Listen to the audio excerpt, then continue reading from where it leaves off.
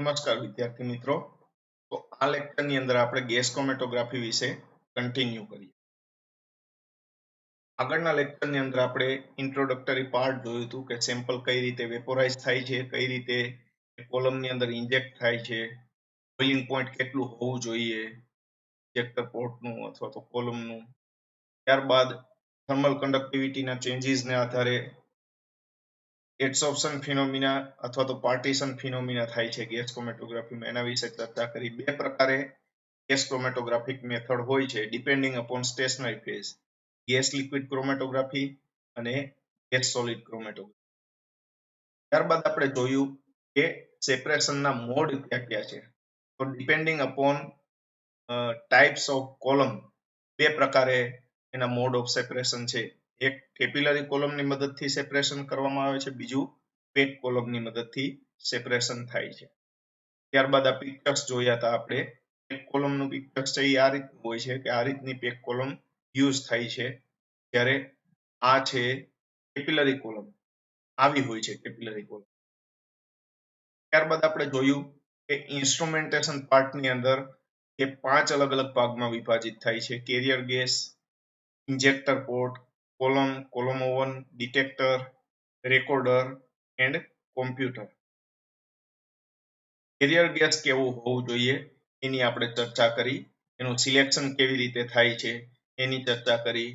શા માટે helium hydrogen કરતા વધારે પ્રિફર કરવામાં આવે છે જ્યારે બંનેનું કમ્પેરિઝન થાય છે એની ચર્ચા આપણે આગળના લેક્ચરમાં કરી. હાઇડ્રોજન શા માટે નથી વપરાતો અથવા તો એ માત્ર ફ્લેમ લેવા માટે વપરાય છે ઇન કેસ ઓફ એફઆઈડી, એની ચર્ચા થઈ. અને નાઇટ્રોજન છે એનું સિલેક્શન સૌથી પહેલા કરવામાં આવે છે કેરિયર ગેસ તરીકે. જો નાઇટ્રોજન ફેલ થાય છે કેરિયર ગેસ તરીકે, એમાં તમને પ્રોપર રિઝોલ્યુશન નથી મળતું, તો અને તો જ આપણે હિલિયમ અથવા તો આર્ગોનનું સિલેક્શન કરવામાં આવે છે, એની ચર્ચા કરી. ત્યારબાદ રબર સેપ્ટમ જોયું કેવી રીતે એનો યુઝ થાય છે. સિરિંજની ચર્ચા કરી, હાઇપોડર્મિક. ઇન્જેક્ટર પોર્ટ કઈ રીતે કામ કરે છે એની આપણે ચર્ચા કરી હતી. આ જીસીની વાયલ છે એ પણ આપણે જોયું હતું. ત્યારબાદ કેવી રીતે સિરિંજની મદદથી સેમ્પલ ઇન્જેક્ટ થાય છે અને કેવી રીતે એનાલિસિસમાં ધ્યાન રાખવું એની ચર્ચા કરી હતી. ઓટો સેમ્પલર ઇન્સ્ટ્રુમેન્ટની અંદર તમારા સેમ્પલ ભરી અને કેવી રીતે સિક્વન્સિંગ થી ઓટોમેટિક કમાન્ડ દ્વારા એનાલિસિસ કરવામાં આવે છે એની પણ આપણે ચર્ચા કરી હતી. હવે એથી આપણે આગળ જોઈએ કે જીસી ની અંદર કોલમનું ઓવન કેવું હોય છે. તો આ પિક્ચરની અંદર તમે જુઓ, ઓટો સેમ્પલર ઇન્સ્ટ્રુમેન્ટની અંદર કોલમ ઓવન આ રીતનું હોય છે. આ એનું સ્નેપશોટ છે.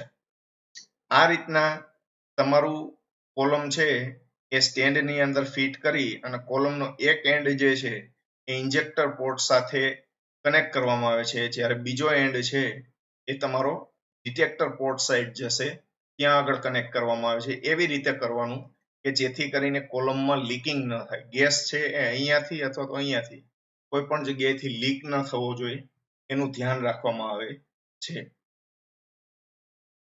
સિમ્પલ ડાયાગ્રામ, સ્કીમેટિક ડાયાગ્રામ છે ઇન્સ્ટ્રુમેન્ટેશન જીસી નું. જીસી ની અંદર સૌથી પહેલા તો કેરિયર ગેસ થી શરૂઆત કરીએ તો હિલિયમ, નાઇટ્રોજન, રેર કેસમાં વિથ પ્રિકોશન હાઇડ્રોજન અથવા તો આર્ગન. તો આવા ગેસનો ઉપયોગ કેરિયર ગેસ તરીકે સિલિન્ડરમાં ભરેલું હોય છે અને ત્યાંથી ફ્લો મીટર દ્વારા રેગ્યુલેટ કરવામાં આવે છે. તમારે ડિઝાયર્ડ ફ્લો રેટ કેટલું રાખવો છે, 1.5 ml પર મિનિટ ઓર 10 ml પર મિનિટ, ડિપેન્ડિંગ અપોન એનાલિસિસ. તો ફ્લો રેટ છે એ રેગ્યુલેટરથી કંટ્રોલ કરવામાં આવે છે, એ પણ ઓટોમેટાઇઝેશન હોય છે. ત્યારબાદ આવે છે તમારા જીસી ઇન્સ્ટ્રુમેન્ટની અંદર ઇન્જેક્ટર પોર્ટ. ઓટો સેમ્પલર હોય કે મેન્યુઅલ હોય, એની અંદર ઇન્જેક્ટર પોર્ટ હોય છે અને એ હીટરની અંદર રાખવામાં આવે છે, એનું ટેમ્પરેચર હાઈ રાખવામાં આવે છે. આપણે અગાઉના લેક્ચરમાં જેમ મેં તમને કીધું એમ અહીંયા ટેમ્પરેચર એટલું હોવું જોઈએ કે જેથી કરીને તમારું સેમ્પલ જ્યારે તમે ઇન્જેક્ટ કરો ત્યારે ઇન્જેક્ટર પોર્ટની અંદર તમારું સેમ્પલ દાખલ થયા પછી તુરંત જ ઇટ શુડ વેપોરાઇઝ ઇમિડિયેટલી. ત્યારબાદ અહીંયાથી કેરિયર ગેસ સાથે તમારા સેમ્પલની વેપર્સ છે ઇટ એન્ટર્સ ઇનટુ કોલમ. કોલમની અંદર એન્ટર થાય છે. કોલમ અને ડિટેક્ટર આ બંને ઓવનની અંદર રાખેલા હોય છે. ડિટેક્ટર પણ હાઈ ટેમ્પરેચરે રાખવામાં આવે છે. ટેમ્પરેચર એટલા માટે ઓવનમાં રાખવામાં આવે છે કે જેથી કરીને અહીંયા જે સેમ્પલની વેપર્સ જનરેટ થઈ એ વેપર્સ ફરી પાછી કોલમમાં અથવા તો ડિટેક્ટરમાં કોઈ પણ જગ્યાએ કન્ડેન્સ ન થવી જોઈએ અને તમારા સેમ્પલમાંના કમ્પોનન્ટ્સ છે એનું ડિસ્ટ્રીબ્યુશનના આધારે સેપરેશન એચીવ થવું જોઈએ. ત્યારબાદ ડિટેક્ટરમાંથી સિગ્નલ જનરેટ થાય. તમારા કમ્પોનન્ટ છે એનું સેન્સ કરીને સિગ્નલ જનરેટ થાય અને એ એમ્પ્લીફાયરમાં જાય. એમ્પ્લીફાયરમાંથી રેકોર્ડર અને કોમ્પ્યુટરની અંદર જશે અને આપણને ક્રોમેટોગ્રામ મળશે. See this schematic diagram. કેવી રીતે સેમ્પલ અહીંયાથી ઇન્સર્ટ થાય છે કોલમમાં અને ડિપેન્ડિંગ અપોન એડસોર્પ્શન ઓર પાર્ટીશન કોએફિશિયન્ટ કેવી રીતે સેપરેટ થાય છે અને સેપરેટ થયા પછી અહીંયા જુઓ કેવી રીતે સિગ્નલ મળે છે in form off peak. First component enter થાય ત્યારે પીક આવે છે. એ પૂરો થઈ જાય ત્યારે પીક ઉતરી જશે અને બીજા કમ્પોનન્ટનો પીક મળશે.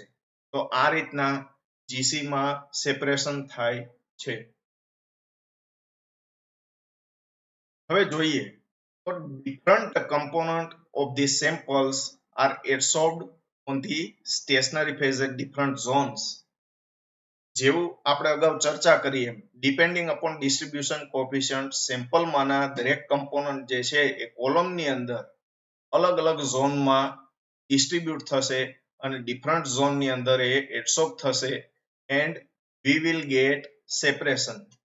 The band for each component, band એટલે કે પીક, જ્યારે રેકોર્ડરની અંદર આપણે જોઈશું ત્યારે ઇન ફોર્મ ઓફ પીક આપણને કમ્પોનન્ટ કયું નીકળ્યું છે એ જોવા મળશે.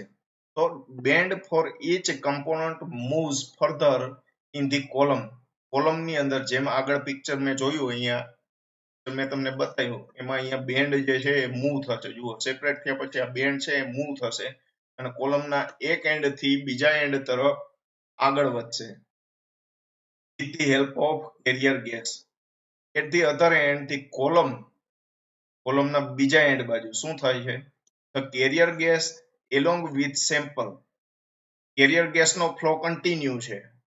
આપણે આ કન્ટિન્યુઅસ ફ્લો જે કેરિયર ગેસનો કોલમમાં થઈ અને ડિટેક્ટરમાં જાય છે એના પાથમાં સેમ્પલને ઇન્જેક્ટ કરી અને વેપોરાઇઝ કરીએ છીએ એટલે કેરિયર ગેસની સાથે સાથે carrier gas along with sample comes out and enter into detector. ડિટેક્ટરની અંદર તમારો કેરિયર ગેસ અને એની સાથે સાથે સેમ્પલમાંના કમ્પોનન્ટ પર એન્ટર થશે એન્ડ ધેન બાય એમ્પ્લીફાયર.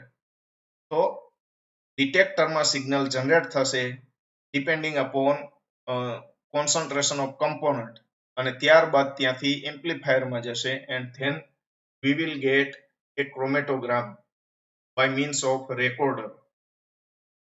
હવે જુઓ if length of the column increase, કોલમની લંબાઈ જો વધારવામાં આવે તો રિઝોલ્યુશન છે એ પણ વધશે. Resolution of the sample increases. કેવી રીતે? જુઓ આ કોલમની લંબાઈ આટલી છે તો બંનેની વચ્ચે આટલું ડિસ્ટન્સ મળે છે. હવે આ લંબાઈને ડબલ કરી દઈએ તો અહીંયા જે તમને બે પીક મળશે એ પીકની વચ્ચેનું ડિસ્ટન્સ પણ ખૂબ વધી જશે. તો રિઝોલ્યુશન તમને સારું મળશે. આ પિક્ચર જુઓ. This is a example of gas chromatogram. તમને કોઈ સેમ્પલનું એનાલિસિસ કરો તો આ રીતનો ક્રોમેટોગ્રામ મળશે બાય મીન્સ ઓફ રેકોર્ડર અને કોમ્પ્યુટરની અંદર ડિસ્પ્લે થશે. હવે અમુક ટર્મ્સ તમારા માટે નવી છે તો આપણે જોઈએ શું છે. રિઝોલ્યુશનની વાત હતી તો માની લો કે આ રીતના તમને પીક મળે છે. પેલો કમ્પોનન્ટ નીકળો એ નીચે આવી ગયો, ત્યારબાદ બીજો કમ્પોનન્ટ છે એ કોલમમાંથી બહાર નીકળે છે, ડિટેક્ટરમાં જાય છે. એ પૂરો થઈ ગયા પછી આ ત્રીજો કમ્પોનન્ટ નીકળે છે અને ત્યારબાદ બધા જ કમ્પોનન્ટ નીકળી ગયા પછી ફરી બેઝલાઇન મળે છે. આ બેઝલાઇન 0 પર ઇનિશિયલી તમારું સેમ્પલ ઇન્જેક્ટ કર્યા પહેલા લગભગ 15 થી 20 મિનિટ તમારા સેમ્પલના કન્ડિશન પ્રમાણે ઇન્સ્ટ્રુમેન્ટને સેટ કરવામાં આવે છે. એટલે કે કોલમ ઓવન જે છે એ એની રીતે એટેન થઈ જાય, ડિટેક્ટરનું ટેમ્પરેચર એટેન થઈ જાય, ઇન્જેક્ટરનું ટેમ્પરેચર એટેન થઈ જાય, તમારું ફ્લો રેટ છે કોનો ફ્લો રેટ તમારા કેરિયર ગેસનો એ પણ મોડરેટ થઈ જાય, તમે જે ડિઝાયર ફ્લો રેટ રાખેલો છે એ.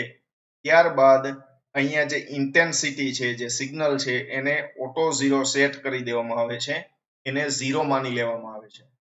એવી જ રીતે જેમ તમે કલરીમેટરની અંદર તમારું બ્લેન્ક મૂકી અને 0 સેટ કરો છો, ત્યારબાદ સેમ્પલના રીડિંગ લઈએ છીએ. સેમ મેનરથી જ્યારે તમે સેમ્પલ ઇન્જેક્ટ નથી કરેલું ત્યારે લગભગ એવી રીતે અડધો કલાક સુધી તો મેન્ટેન કરવામાં આવે છે અને એને 0 સેટ કરવામાં આવે છે. એનો મતલબ એમ કે કેરિયર ગેસ જ્યારે ડિટેક્ટરની અંદર ખાલી હશે ત્યારે સિગ્નલ જે છે ડિટેક્ટર એ 0 પર આપશે, અને જેવું કેરિયર ગેસની સાથે કોઈ પણ જાતનું કમ્પોનન્ટ આવશે તો ડિટેક્ટર એને સેન્સ કરશે અને રીડિંગ આપશે. એ રીડિંગ ઓટોમેટિકલી મેઝર થાય છે અને ઇન ફોર્મ ઓફ પીક આપણને જોવા મળે છે.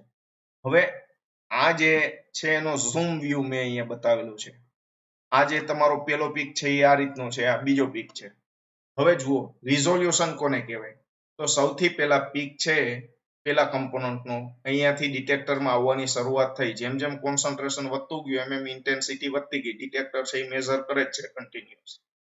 ત્યારબાદ પેલો કમ્પોનન્ટ છે એનું કોન્સન્ટ્રેશન ઘટતું ગયું, અહીંયા પેલો કમ્પોનન્ટ પૂરેપૂરો બહાર નીકળી ગયો. પેલો કમ્પોનન્ટ બહાર નીકળી ગયો, પીક છે એ નીચે ઉતરી ગયો, અને ત્યારબાદ બીજો કમ્પોનન્ટ છે નીકળવાની શરૂઆત થઈ, પીક મળવા માંડ્યો, બરાબર છે, અને એ પણ અહીંયા પૂરો થઈ ગયો. તો આ પેલો પીક છે એ ઉતરે છે અને બીજો પીક છે એની શરૂઆત થાય છે. એ બંને વચ્ચેનું જે ડિસ્ટન્સ છે એને રિઝોલ્યુશન કહેવાય. શું કહેવાય? રિઝોલ્યુશન. અને પીક છે કમ્પોનન્ટ છે એ નીકળવાની શરૂઆત થાય ત્યારથી લઈ અને પૂરેપૂરો નીકળી જાય છે. પીક છે એની શરૂઆત થાય અને પીક પૂરો થાય, એ બે વચ્ચેનું જે ડિસ્ટન્સ છે એને પીક વિડ્થ કહેવાય. અને અહીંયા સુધી જે ઇન્ટેન્સિટી મળે છે મેક્સિમમ એને પીક હાઇટ કહેવાય કમ્પોનન્ટની. કોન્સન્ટ્રેશન કેટલું છે એ આના પર આધાર રાખે, પીક એરિયા પર. બેઝલાઇન ટુ બેઝલાઇન આ પીકનો જે એરિયા છે, એરિયા અંડર ધી કર્વ, એના પર નક્કી કરવામાં આવે છે કે કયા કમ્પોનન્ટ છે એનું કોન્સન્ટ્રેશન કેટલું હશે. ડિટેક્ટર છે એ ઘણા બધા પ્રકારના યુઝ થાય છે, જેમ કે thermal conductivity detector, electron capture detector, flame ionisation detector. તો આવા ડિટેક્ટરનો ઉપયોગ ગેસ ક્રોમેટોગ્રામમાં કરવામાં આવે છે. હવે દરેક ડિટેક્ટર છે એ પોતાની પ્રોપર્ટીને આધારે જે કમ્પોનન્ટ છે એની કેમિકલ પ્રોપર્ટી અથવા તો ફિઝિકલ પ્રોપર્ટી છે એને મેઝર કરી અને સિગ્નલ આપે. કેવી રીતે?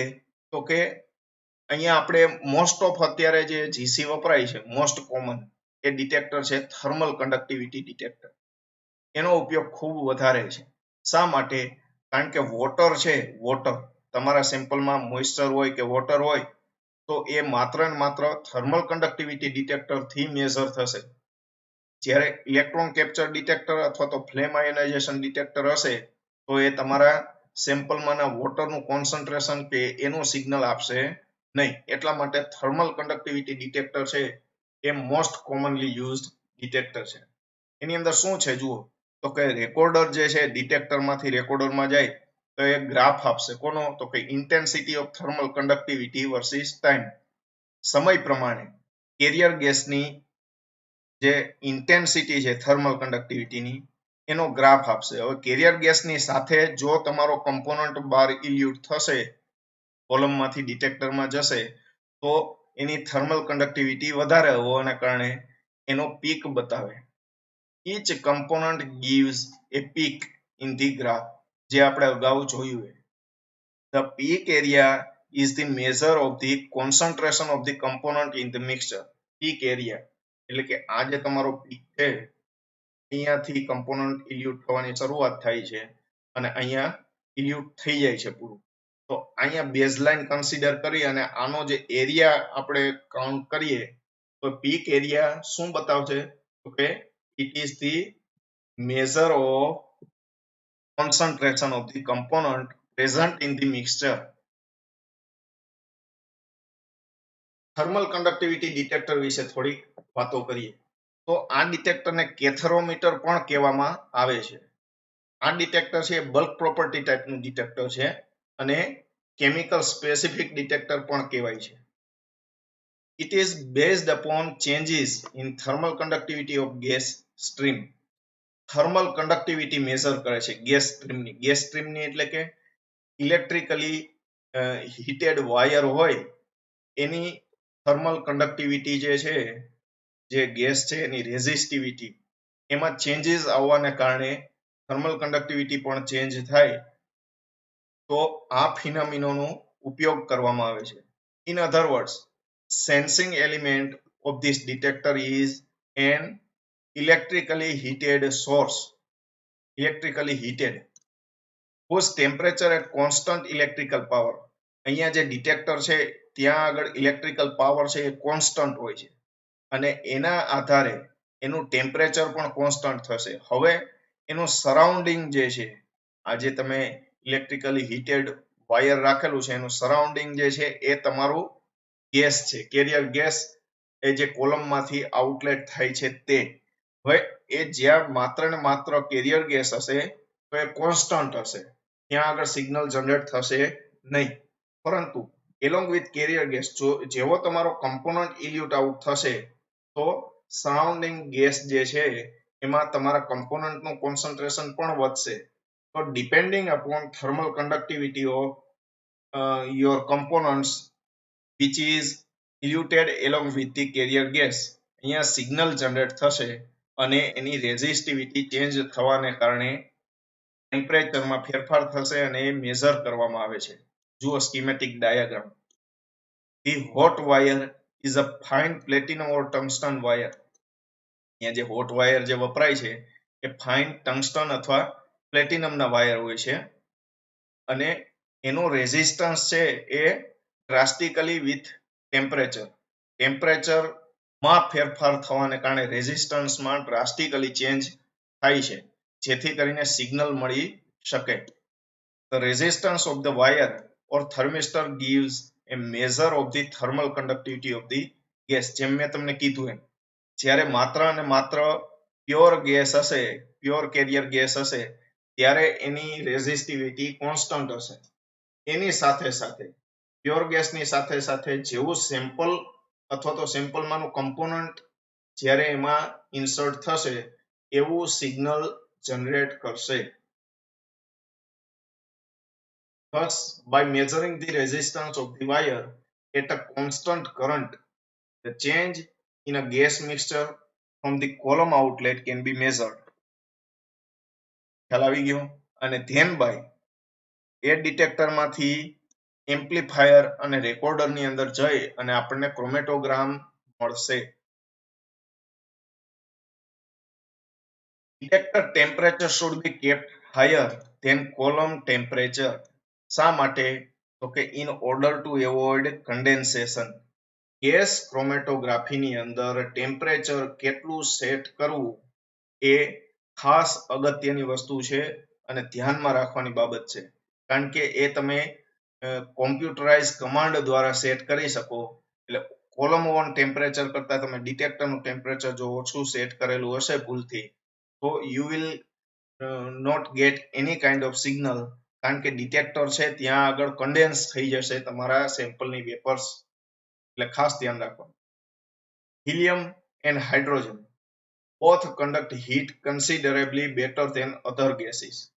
બીજા કોઈ પણ ગેસ કરતા હિલિયમ અને હાઇડ્રોજન છે એ જે હીટ છે એ ખૂબ વધારે કન્ડક્ટ કરે છે. Hence, any one of these is the best choice. કોણ? હિલિયમ અથવા તો હાઇડ્રોજન. પરંતુ હાઇડ્રોજન છે ત્યાં એક્સપ્લોઝનના ચાન્સ વધારે છે જ્યારે હિલિયમ છે by virtue of its molecular weight and size એ હાઈ થર્મલ કન્ડક્ટિવિટી શો કરે છે. તો હિલિયમ છે એ વધારે યુઝ કરવામાં આવે છે ધેન હાઇડ્રોજન. હિલિયમ છે it is selected first then hydrogen. જ્યારે નાઇટ્રોજન છે એની થર્મલ કન્ડક્ટિવિટી ઇથેન જેટલી હોય છે જનરલી.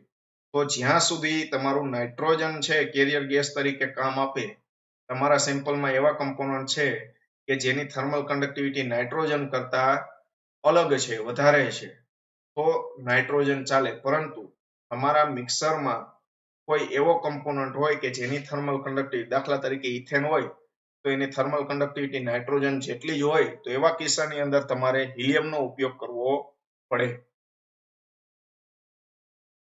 સ્ટેશનરી ફેઝ વિશે થોડી વાતો કરીએ. સ્ટેશનરી ફેઝમાં શું છે તો કે લિક્વિડ ગેસ લિક્વિડ ક્રોમેટોગ્રાફીની અંદર liquid it is used as a stationary phase અને it should be non volatile up to 400 degree celsius. 400 degree જેટલું તાપમાન કોલમને આપો તો પણ એની અંદર જે લિક્વિડ કોટ કરીએ છીએ, જેનો સ્ટેશનરી ફેઝ તરીકે ઉપયોગ કરવો છે આપણે, એ નોન વોલેટાઇલ હોવું જોઈએ અથવા તો ડીકમ્પોઝ થવું જોઈએ નહીં. બીજી વસ્તુ કે કોલમ જે છે એ આખી કોલમમાં 5 થી 20% જેટલો ભાગ તો સ્ટેશનરી ફેઝનો જ હોવો જોઈએ. તમારું લિક્વિડનું કોટિંગ છે એ 5 થી 20% જેટલું તો હોવું જ જોઈએ, નકર તમને સેપરેશન પ્રોપર મળશે નહીં. ક્રોમોસોમ W અથવા તો ક્રોમોસોલ P આવા જે કમ્પાઉન્ડ છે they are generally used as a solid support. આના પર લિક્વિડનું કોટિંગ કરવામાં આવે છે. The stationary phase is selected on the basis of polarity of component. જે તમે મિક્સરમાં કમ્પોનન્ટ લઈએ છીએ આપણે, તો એ કમ્પોનન્ટની પોલારિટીના આધારે તમારે સ્ટેશનરી ફેઝ સિલેક્ટ કરવો પડે છે. જો દાખલા તરીકે કાર્બોનેક્સ કોલમ છે, જો આલ્કલીનું સેપરેશન કરવાનું થાય એવા કિસ્સામાં કાર્બોનેક્સ કોલમ લેવી પડે. ફેટી એસિડનું સેપરેશન કરવું હોય તો ઇથિલિન ગ્લાયકોલ કોટેડ કોલમ લેવી પડે. તો આવી તો ઘણી બધી કોલમ માર્કેટની અંદર અવેલેબલ છે. તો તમારું સેમ્પલ જે છે એના નેચરને જાણીને આપણે યોગ્ય કોલમ સિલેક્ટ કરવી પડે છે. કોલમ ક્રોમેટોગ્રાફીની અંદર આપણે કોલમ બનાવીએ છીએ, જ્યારે અહીંયા બનાવવાની નથી. અહીંયા કોલમ જે તમને મેં પિક્ચર્સ દ્વારા બતાવી હતી, માથાના વાળ જેટલી પતલી હોય અથવા તો પેક કોલમ હોય, એવી રેડીમેડ માર્કેટની અંદર અવેલેબલ છે કે આપણે પરચેસ કરવાની હોય છે અને we have to just change, આપણે ચેન્જ કરવાની હોય છે કોલમ. ફરી પાછું હું પિક્ચર દ્વારા તમને રિવાઇઝ કરાવી દઉં. હા, જુઓ અહીંયા જે કોલમ લાગેલી છે એ અહીંયા અને અહીંયા આ સ્ક્રૂ કેપિંગ હોય છે અને અંદર ફેરુલ રાખેલું હોય છે. એનું હાઈ ગ્રેડ ટેફલોનનું ફેરુલ હોય છે, જેથી કરીને કોલમ લીક ના થાય. તો એ સ્ક્રૂ છે એ ઓપન કરી અને કોલમ છે એ એની અંદર ઇન્સર્ટ કરવામાં આવે છે. ખ્યાલ આવે છે? હવે જ્યારે તમારે આ કોલમનો યુઝ નથી કરવાનો ત્યારે સ્ક્રૂ ઓપન કરી કોલમને રિમૂવ કરી દો અને જે યોગ્ય કોલમ બીજી લગાવવાની છે એ કોલમને અહીંયા પ્લેસ કરી અને ફરી પાછા સ્ક્રૂ ટાઈટ કરી દઈએ. અને એની અંદર ફેરુલ પણ હોય છે જે ટેફલોનનું હોય છે, જે લીક નથી થવા દેતું તમારા ગેસને.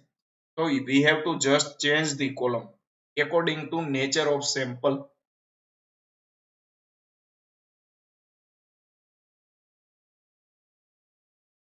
According to nature of sample, we have to select column. તો આ બધા ફેક્ટર્સ છે, ડિફરન્ટ કાઇન્ડ ઓફ ફેક્ટર્સ કે જે ગેસ લિક્વિડ ક્રોમેટોગ્રાફી એનાલિસિસને અસર કરે છે. જેમ કે કોલમની લેન્થ અને ડાયામીટર, એના પર પણ સેપરેશન એટલે કે રિઝોલ્યુશન, જે બે પીક વચ્ચેની અંદર કે જે બે કમ્પોનન્ટની વચ્ચે જગ્યા મળવી જોઈએ, જે સેપરેશન મળવું જોઈએ, એ આના પર આધાર રાખે છે. માની લ્યો કે કોઈ તમે કોલમ સિલેક્ટ કરી છે, 30 મીટર વાળી કોલમ હોય અને એની બે કમ્પોનન્ટના પીક વચ્ચે તમને રિઝોલ્યુશન પ્રોપર ન મળતું હોય, તો તમે સેમ કોલમ 50 મીટર લાંબી જો વાપરો, 20 મીટર વધારે તમે લાંબી વાપરો, then you will get very better resolution than earlier one. Type of column, કયા પ્રકારની કોલમનો યુઝ કરવો છે એ પણ ધ્યાન રાખવું પડે. નેચર ઓફ ધી કોલમ, કોલમનો નેચર, જેમ મેં તમને ટાઈપ અને નેચર કીધું અગાઉ કે ફેટી એસિડ હોય તો એને માટે તમારે ઇથિલિન ગ્લાયકોલ વાળી કોલમ વાપરવી, કાર્બોનેક્સ કોલમ છે એ આલ્કલીનું સેપરેશન કરવાનું તેને માટે વાપરવી. તો આવી ઘણી બધી કોલમ અવેલેબલ છે. એ depending upon nature of sample we have to choose the column, otherwise it may affect a resolution or chromatogram. Then column temperature and flow rate of carrier gas. કોલમનું તાપમાન જો અમુક કિસ્સાની અંદર ટેમ્પરેચર હાઈ હશે તો resolution poor મળે છે.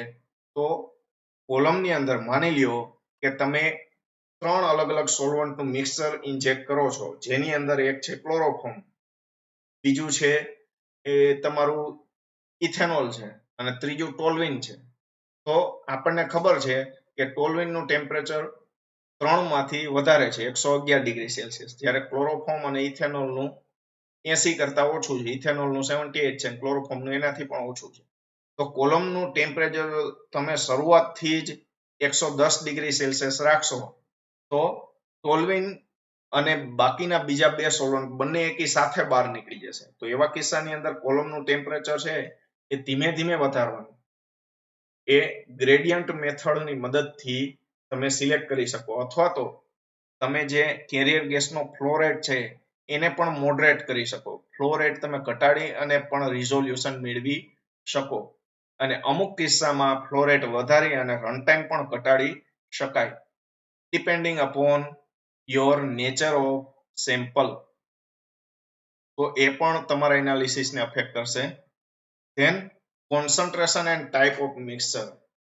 જો તમે ટુ હાઈ કોન્સન્ટ્રેશન લઈ લો, તમારા સેમ્પલનું કોન્સન્ટ્રેશન ખૂબ વધારે હશે, તો તમારા જે કમ્પોનન્ટ્સ છે એને નીકળવામાં વાર લાગશે. કારણ કે આપણને ખબર છે કે ડાયામીટર છે એ 0.3 to 0.5 mm જેટલું છે. તો ત્યાં આગળ સેમ્પલ કમ્પોનન્ટની વેપર જે છે એમાં ટ્રાફિકની સમસ્યા થાય. જેવી રીતે રોડ પર કેવી રીતે ટ્રાફિક હોય અને વાર લાગે, એમ મોલેક્યુલ્સ વચ્ચે પણ કોલિઝન થતું હોય તો એમાં વાર લાગશે અને પીક છે એમાં બ્રોડનિંગ જોવા મળે. તો કોન્સન્ટ્રેશન પણ મોડરેટ હોવું જોઈએ. Last one is solubility of the component. તમારા જે મિક્સરમાંના કમ્પોનન્ટ છે એની સોલ્યુશન જે તમે બનાવો છો એમાં કેવી સોલ્યુબિલિટી છે, અથવા તો એની એફિનિટી કેવી છે કેરિયર ગેસ સાથે કે સ્ટેશનરી ફેઝ સાથે, એના પર પણ આધાર રાખે છે. મેં તમને અત્યાર સુધી જે વાત કરી એમાં સેમ્પલ ઇન્જેક્ટ કરવાની વાત કરી. હવે અત્યારે જે હું તમને પિક્ચર બતાવું છું એ જીસી હેડ સ્પેસનું છે. આને જીસી એચએસ કહેવાય. પેલું સિમ્પલ જીસી હતું, જ્યારે આ જીસી એચએસ છે. બેમાં ફરક કેટલો છે? તો આનો ઉપયોગ જનરલી, આ જે જીસી હેડ સ્પેસ છે એનો ઉપયોગ જનરલી ફાર્માસ્યુટિકલની અંદર, એટલે કે એપીઆઈ જ્યારે બનાવવાનું હોય. હું તમને સાદામાં સાદું ઉદાહરણ આપું છું કે પેરાસિટેમોલ ડ્રગ છે. એ પેરાસિટેમોલ છે એ તમને બધાને ખબર છે એવી રીતે it is nothing but A organic compound.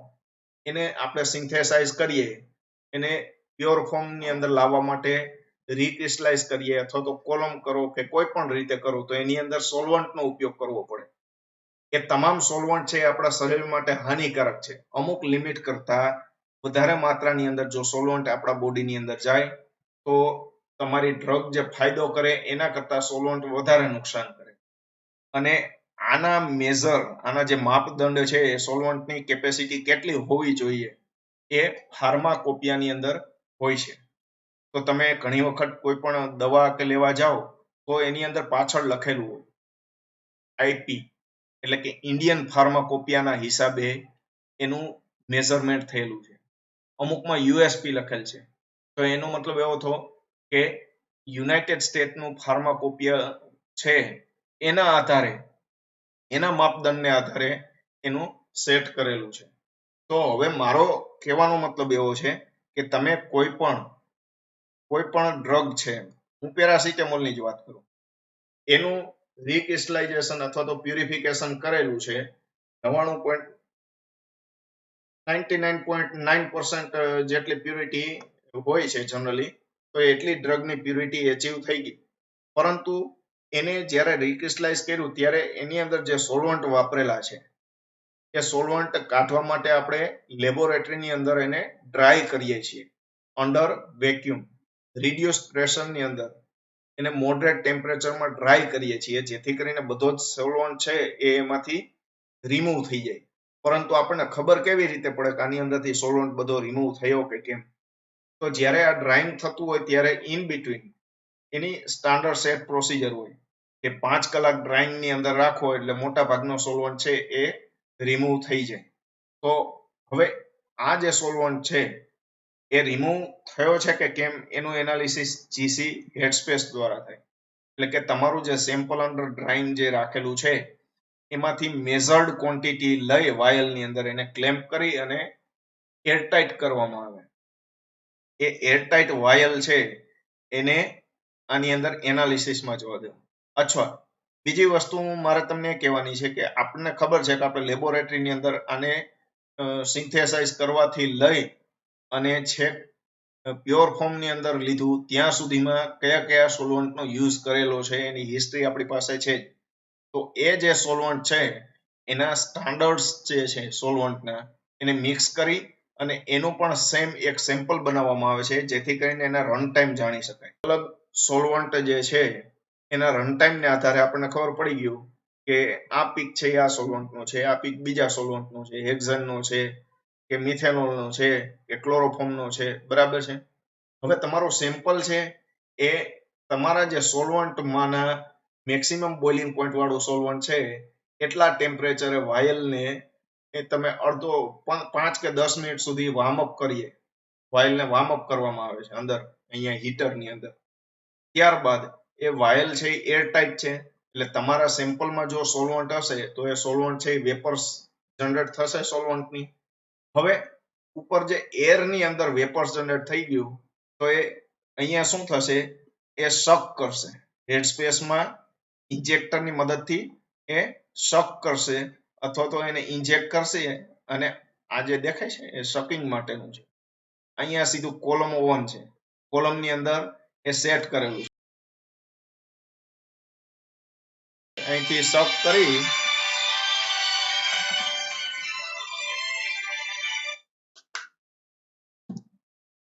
એ ઇન્જેક્ટરને શક કરી ઇન્જેક્ટરથી અને એ તમારું જે એર મિક્સચર છે સેમ્પલની ઉપરનું એ એર મિક્સચર છે એને કોલમની અંદર ઇન્ટ્રોડ્યુસ કરશે અને તમને ખ્યાલ આવશે કે તમારા સેમ્પલની અંદર કોઈ વેપર્સ જનરેટ થઈ છે સોલ્વન્ટની કે કેમ. અને જો થઈ છે તો એનું મેઝરમેન્ટ છે એ લિમિટની અંદર છે કે કેમ, જેથી કરીને ફર્ધર ડ્રાઇંગ કરવું કે કેમ એનો ખ્યાલ આવે. So this is the main use of GC head space. Thank you.